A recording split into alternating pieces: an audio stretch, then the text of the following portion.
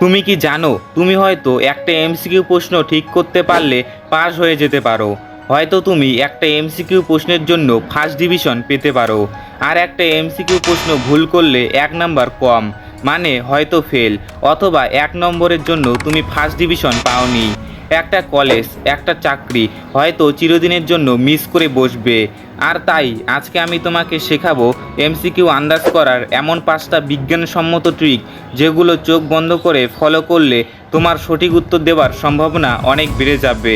তুমি যদি ছাত্র হও বা তুমি যদি চাকরি পরীক্ষার জন্য প্রস্তুতি নিচ্ছ, তাহলে এই ভিডিওটা শেষ পর্যন্ত মনোযোগ সহকারে দেখতে থাকো।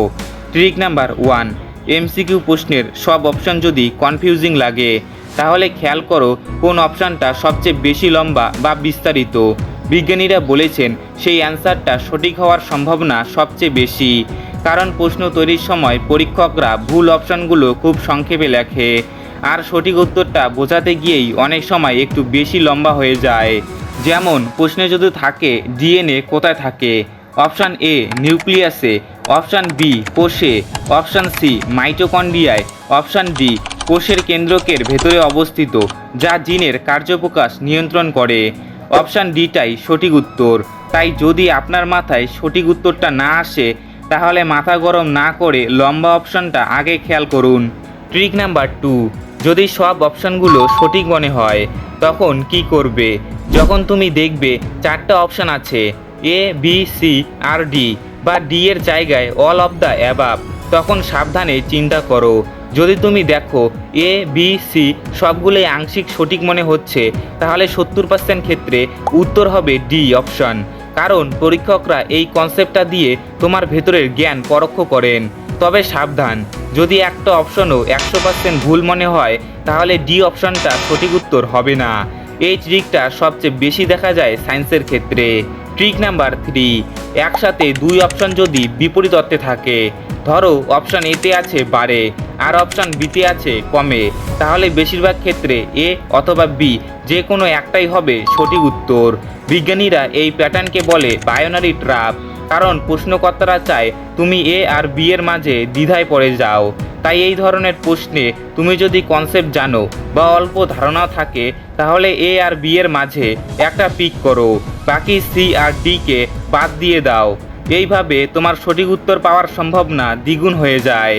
ট্রিক নাম্বার 4, একই শব্দ যদি বারবার আসে, যেমন প্রশ্নে যদি দেখা যায় যে প্রশ্নে ব্যবহার করা হয়েছে ফটোসিনথেসিস, আর অপশান দিচ্ছে a chloroplast, b light energy, c photosynthesis, d glucose, তাহলে খেয়াল করো যে অপশানে প্রশ্নে দেওয়া শব্দটাই আবার দিয়েছে, মানে ফটোসিনথেসিস, সেই অপশানটাই বেশি সম্ভাবনাময়।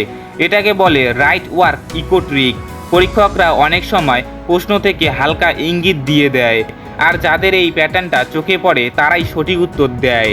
ট্রিক নাম্বার 5, গ্রামার দেখে উত্তর করো, মানে প্রশ্নটা যদি হয় the cell members allows dash to pass through, তাহলে খেয়াল করো ব্যাকরণগতভাবে কোন ওয়ার্ড বসলে সেন্টেন্সটা ঠিকমতো হয়। সাপোজ অপশান দিছে a molecules, b light, c energy, d vitamin. এখন অপশান এ মলিকিউলাস বসালে বাক্যটা সুন্দরভাবে পড়া যাবে, তাহলে সেটাই হতে পারে সঠিক উত্তর। এটাকে বলে গ্রামার ম্যাচিং টেকনিক। এবার আপনাদের জন্য একটা বোনাস টিপস আছে, সেটা হলো সবসময় একটা অপশান এলিমিনেট করো। একটা এমসিকিউ প্রশ্নে যদি 4টা অপশান থাকে, তাহলে লক্ষ্য করো কোনটা একেবারেই ভুল বা অযৌক্তি, তাকে প্রথমেই বাদ দাও, তারপর বাকি 3টা থেকে চিন্তা করো, ফাইনালি 2টায় নামিয়ে আনো, আর ওই সময় ওপরের যে কোনো ট্রিক ব্যবহার করো। এভাবে করলে তোমার সঠিক উত্তর করার সম্ভাবনা বৃদ্ধি পাবে। এই 5টা ট্রিক যদি ভালোভাবে কাজে লাগাও, তাহলে শুধু আন্দাজ নয়, তুমি পরীক্ষায় অনেক বেশি সঠিক উত্তর দিতে পারবে। তবে হ্যাঁ, আপনি যদি সঠিক উত্তর জানেন, তাহলে এখান থেকে একটা ট্রিকও কাজে লাগাবেন না। আর একটা কথা শেষে বলি, মনে রাখবেন বুদ্ধি করে আন্দাজ করাও এক ধরনের স্কিল, যেটা তৈরি হয় চর্চা ও অভ্যাসে। তোমার যেসব বন্ধুরা পরীক্ষার আগে নার্ভাস ফিল করে, তাদের সঙ্গে এই ভিডিওটা শেয়ার করে দাও। আর তুমিও যদি গণিতে কাঁচা হয়ে থাকো, তাহলে এই ভিডিওটা দেখতে পারো। এখানে গণিতের সমস্ত বিষয় নিয়ে আলোচনা করা হয়েছে।